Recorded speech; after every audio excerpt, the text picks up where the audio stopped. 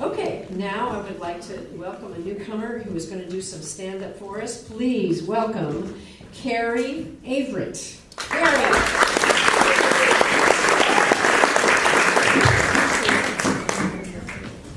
I hope you don't mind, but I am a walker, and so I want to be able to see everybody here. Thank you so much. I'd like to tell you a little bit about myself. I am, in fact, a single lesbian, which means I am interested in women who want to date other women. Now, I hear a collective duh from this particular crowd. I see it in your eyes, I feel it. But I need to tell you, there seems to be a tad of confusion during the course of my life about this particular issue. And let me break it down for you. Let's start with gay men. They have adopted me as one of their own. And I kind of understand it, because I make a fabulous hag.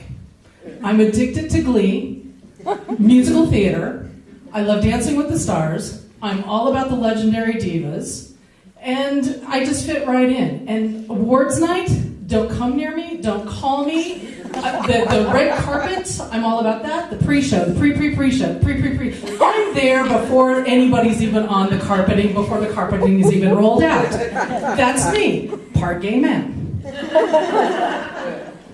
Then we come to, and I have a feeling some of you may have experienced this next component, which is heterosexual women. Not bi-curious, not bisexual, heterosexual women. I've had them say to me, well, you know, if I was gay, you'd be mine. Oh, my dear, how presumptuous you think I want you. Okay, one of them I did. But I don't know how to take it, because what they're really saying is, I would want you, but I don't. Okay, I would be flattered, but I'm not. Move along. Then the puzzling one for me, let's be honest, heterosexual men. Heterosexual men come on to me regularly. First, let me take a moment.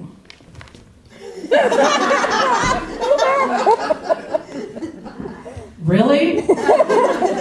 I'm wearing a sign. I have a certain look, a look that I've cultivated, quite frankly, over the years. I like to call this look my devil may care. I think maybe I'm a little bit cool. Woman in comfortable shoes and clothes. And by the way, I don't want a man. And yet, poor babies, wrong bark, wrong tree. And what I've discovered in the last probably couple of years, not only do they come on to me, but apparently now I'm thought of as a cougar, because they're getting younger and younger. The last one that hit on me stepped over my adorable straight friend who's thin, cute, petite, blah, blah, blah, to hit on me. He must have been at least 15, 20 years younger than me. And she just sat there going, because she loves to think that I'm not gay because she knew me before I came out. Because you don't seem gay. Again, really? Then we come to my beloved lesbians. Again, the confusion continues. Over the years, I have been told that people don't think I'm really gay. Okay, what sign do I need to wear? What is it I need to do? Well, I don't back up the U-Haul on the second date, so I kind of get that. But I'm also incredibly shy with women. Being here and talking in front of you, completely comfortable. If I want to ask somebody out, I am freaking out in a big way, so I don't do it very often.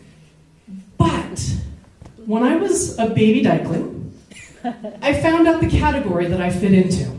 Let's see if any of you relate to either of these categories. The first one, and by the way, these are not divided by butch femme at all, but the first category is a shark.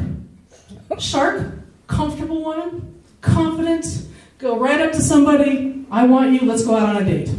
No problem. Then there's the guppies. Guppies are women too shy to ask anybody out, kind of make themselves available to be asked out by the sharks, Maybe, maybe not. And then I sadly discovered as a baby dykeling, and it still holds true, that I am a guppy in shark's clothing.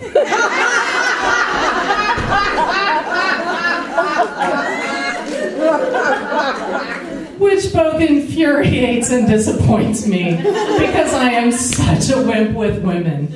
But everybody thinks, because I'm outgoing in every other aspect of my life, that I would be willing to walk up to anybody and ask them out on a date. Not so true. Now let's also talk about how lesbians ask each other out on dates. I'm on a mission right now. I'm at an age where I don't want to just fool around and let's just cut to the chase. How many of you are single? Anybody here? Okay, there's a few. Great. I'm not the only one. And for those of you that are married, I need your help too, because I'm guessing you guys have some single lesbian friends. Repeat after me, please. Let's hang out is not a way to ask someone out on a date.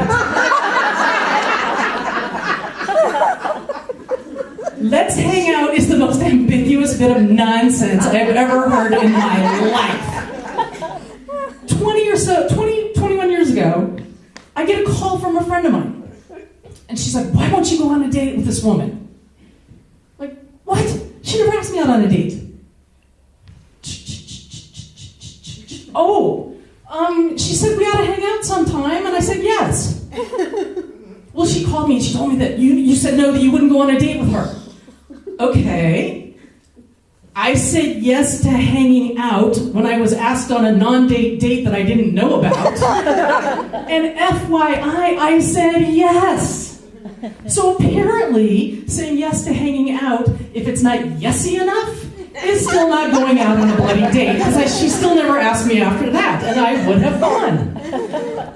So what's up with that? So I need everybody's help here. Let's put the word date back in dating, so that, I have a feeling, again, some of you in relationships may have started out with let's hang out, and you hung out, and then all of a sudden, because no one else was asking you got in a relationship without even knowing it. It just happened. You merged, and it's like no one ever really asked anybody out. How the hell does that happen with us? Or one person thinks they're on a date, the other person is thinking, oh, we're just friends, we're hanging out, whatever. But there's no hugging, there's no kissing, and it's like, but we lesbians don't always do that right away. So we still don't know if we're out on a date. So all I can say, as I wind down for this evening, is let's put the date back in dating, and I need all of your help for me to be successful at this mission, because damn it, it's been 10 years since I've asked them to be out on a date, and I would love to go on a date again. Know that it's a bloody date. Thank you so much for inviting me. Have a great night.